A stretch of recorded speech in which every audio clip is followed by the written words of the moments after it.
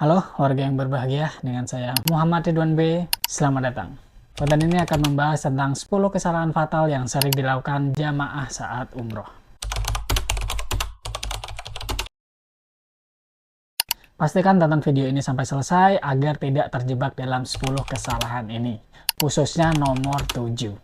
Yang pertama, lupa niat atau ihram di tempat mikot.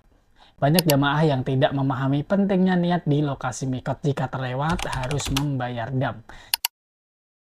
Dam umroh adalah denda yang harus dibayar jika melanggar ketentuan ibadah umroh. Dam umroh dapat berupa menyembelih binatang, bersedekah, atau berpuasa. Penyebab membayar dam umroh: menebang pohon kecil, memotong dahan, atau rantingnya. Melanggar larangan ihram seperti memakai pakaian berjahit, topi, dan beberapa pakaian dilarang lain. Mengecat atau memotong kuku, memakai wangi-wangian. Cara membayar dam umroh: menyembelih binatang seperti kambing, sapi, atau unta. Memberikan sedekah makanan kepada fakir miskin. Berpuasa dengan nilai seekor unta. Menyembelih binatang yang sebanding dengan binatang yang diburu atau dibunuh. Tujuan membayar dam umroh: tujuan membayar dam umroh adalah untuk menebus pelanggaran yang dilakukan agar ibadah tetap sah. Pembayaran dam umroh: pembayaran dam umroh bisa diserahkan kepada mutawif atau ustadz pembimbing yang akan menyalurkannya kepada pihak yang tepat.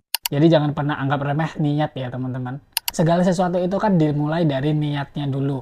Mau wudhu kita niat, mau sholat kita niat, mau berangkat kerja juga harus punya niat. Jadi jangan lupa untuk membaca niat. Yang kedua adalah mengenakan pakaian ihram yang tidak sesuai syariat. Untuk pria dilarang mengenakan pakaian berjahit dan wanita dilarang memakai cadar atau sarung tangan. Pakaian yang salah bisa membatalkan ihram. Berihram itu hanya boleh memakai 2 lembar kain ihram saja, tidak boleh ada penambahan lain. Tapi karena jamaah Indonesia itu kelewat kreatif, kadang ada aja gebrakannya. Kayak misalkan memakai dalaman. Kemarin ada ustadz yang cerita, ada jamaah yang memakai tambahan kain yang dilubangin dibuat CD. Bilangnya yang penting kan nggak berjahit dan semacamnya. Ini nggak boleh ya teman-teman.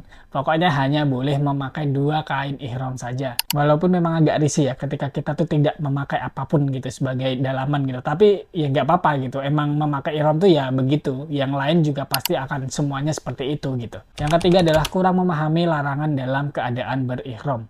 Larangan dalam berihram itu kurang lebih ada 10 macam dan larangan yang paling sering dilanggar itu adalah memotong kuku, memakai wangi-wangian, dan memakai topi atau peci atau kain yang menutupi kepala seperti sorban. Jika dilanggar, teman-teman harus membayar dam. Jadi saya ingatkan untuk teman-teman yang berihram itu selalu hati-hati. Pelajari lagi setiap larangan dalam berihram. Yang keempat adalah menunda memotong rambut setelah sa'i atau biasa disebut dengan tahallul. Setelah menyelesaikan sa'i, jamaah wajib memotong rambut sebagai tanda tahallul. Jangan pernah untuk menunda-nunda karena ibadah umroh belum selesai tanpa ini. Hal ini juga cukup sering terjadi karena biasanya jamaah Indonesia itu sukanya nanti-nanti.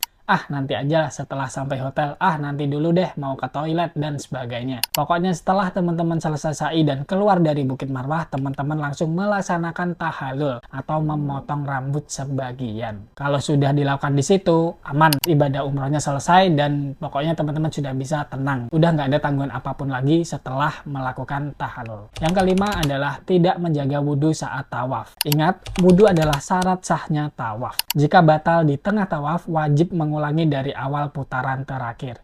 Misal teman-teman batal di putaran keempat, berarti teman-teman harus mengulang dari putaran yang ketiga, dimulai dari sudut Hajar Aswad kembali dan tentunya harus mengambil wudhu sebelumnya. Dan yang perlu diperhatikan, tempat wudhu dari Ka'bah atau di toiletnya itu jaraknya sangat jauh. Itu berada di luar Masjidil Haram. Jadi bukan berada di Masjidil Haram tapi berada di luarnya, dan ketika mau keluar itu sangat PR karena emang jaraknya tuh jauh. Jadi usahakan teman-teman untuk tidak batal di tengah proses tawaf. Setelah teman-teman selesai tawaf dan melakukan sholat sunnah di belakang makam Ibrahim, jika teman-teman batal wudhunya, itu sudah tidak apa-apa. Bahkan ketika haid pun sudah dianggap sah dan bisa melakukan tahap selanjutnya yaitu sa'i. Jadi ketika teman-teman batalnya itu setelah selesai sholat di makam Ibrahim, Itu mau batal, mau haid, itu nggak apa-apa. Itu sudah dianggap sah. Bisa teman-teman lanjutkan ke tahap sa'i dan menyelesaikan rangkaian ibadah umroh. Tapi kalau teman-teman itu batal pas tawaf, mau tidak mau teman-teman harus minggir dulu, melipir untuk mengambil wudhu dan mengulang tawaf kembali. Keenam adalah berbicara kotor atau bercanda tidak pantas selama ibadah. Kesalahan keenam ini sangat jarang disadari, tapi bisa membatalkan umroh Anda. Ingat, teman-teman itu sedang ibadah, sedang berada di rumah Allah, sedang menginjakkan kaki di tanah yang suci. Umroh itu bukan sekedar perjalanan biasa, ini adalah perjalanan spiritual. Jadi tolong teman-teman untuk selalu menjaga lisan dan hati teman-teman semuanya. Jangan pernah dibiasakan untuk mengumpat atau berkata-kata kotor. Tidak hanya di tempat suci, tapi juga di kehidupan sehari-hari. Kalau bisa sih jangan pernah berbicara kotor. Yang ketujuh adalah memaksakan diri mencium Hajar Aswad. Kesalahan ketujuh ini sangat sering dilakukan. Padahal mencium Hajar Aswad itu sunnah, jadi itu bukan hal yang wajib, yang harus dilakukan bukan. Dan yang perlu diingat, menjaga keselamatan diri dan orang lain adalah hal yang wajib. Dan tolong dicatat, wajib. Jika memang tidak memungkinkan untuk mencium Hajar Aswad secara langsung, teman-teman cukup beri isyarat melambaikan tangan ke Hajar Aswad, itu sudah cukup. Jadi yang perlu teman-teman garis bawahi adalah mencium Hajar Aswad itu bisa menjadi haram ketika dipaksakan. Tolong dicatat kembali jika dipaksakan. Mencium Hajar Aswad sunnah, apakah bisa haram kalau wanita berdesakan rinciannya? Jawabannya iya. Ulama mengatakan bisa jadi haram kalau dipaksakan. Nggak boleh. Karena sunnah. Ingat, ada hadis Bukhari menjelaskan Nabi Muhammad SAW di zaman beliau masih kosong. Masih kosong tawaf, bisa cium Hajar Aswad kapan saja. Beliau pernah tawaf di atas unta dan tidak cium Hajar Aswad. Berikan isyarat dengan tangan di atas untanya. Berarti itu bukan kewajiban, itu sunnah.